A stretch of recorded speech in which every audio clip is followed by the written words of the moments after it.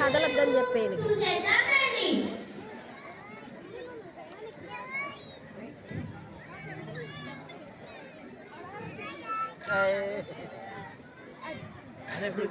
హాసిని ఎదుగండి, అదిగా అక్కడ నుంచి ఉండండి చూపిస్తారు.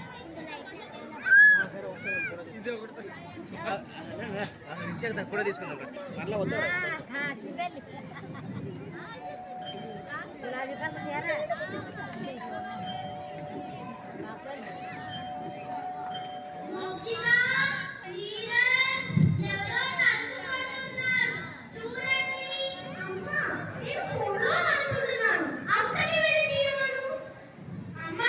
ఎప్పుడు నాకే చెప్తావు.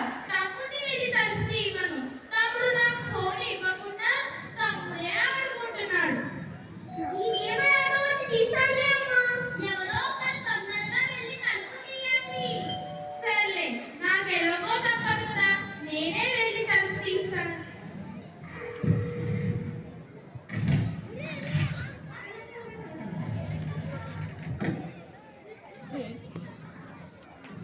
అమ్మా, రేపు తమ్ముడి పుట్టినరోజు కదా, నానమ్మ తాతయ్య వచ్చారు. అవునా?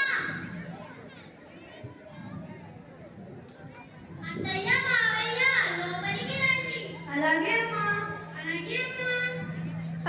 మంచి కూర్చోండి, మంచి నీళ్లు తెస్తాను.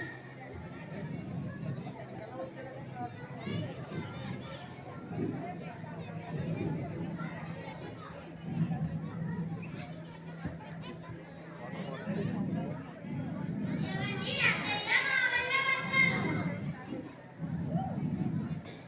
నాన్న, అమ్మా, ఎలా ఉన్నారు? మీ ఆరోగ్యం ఎలా ఉంది? బానే ఉందిరా. బానే ఉందిరా. హాసిని, అమ్మా నాకు వేడిగా కాఫీ తీసుకురా. సరేనండి. నాకు కొంచెం ఆఫీస్ వర్క్ ఉంది, పని పూర్తి చేసుకుని వస్తాం నాన్న. సరే బాబు, పని పూర్తి చేసుకుని రా.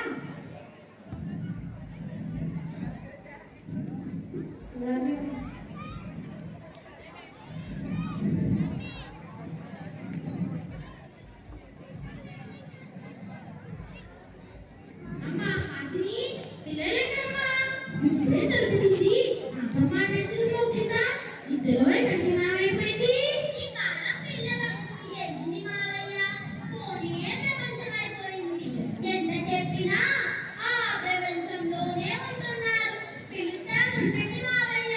అదేంటమ్మా హాసిని, పిల్లలు ఎలా వదిలేస్తే ఎలా? పిల్లల పెంపకం విషయంలో మంచి చెడులను చూసుకోవాల్సిన బాధ్యత అమ్మా నాన్నలే కదా. వారికి కాలం విలువ, కుటుంబం విలువ, చదువు విలువ చెప్పాల్సిన బాధ్యత తల్లిదండ్రులే కదమ్మా. నేను నోరు చేసుకుంటే మాత్రం చెప్పివారి ముందు శంఖం ఊదినట్లే అవుతోంది. సరే, మేము వారి కొన్ని మంచి విషయాలు చెప్తాం, ఇక్కడ పిలువమ్మా. పిల్లలు ఇట్రండి, నాన్నమ్మ తాతయ్య పిలుస్తున్నారు. నాన్నమ్మ తాతయ్య పిలిచారా? అవునమ్మా, మీ నాన్న చిన్నప్పుడు స్కూల్ నుండి వచ్చినట్టుంది. వాళ్ళ అమ్మ దగ్గరే తిరుగుతూ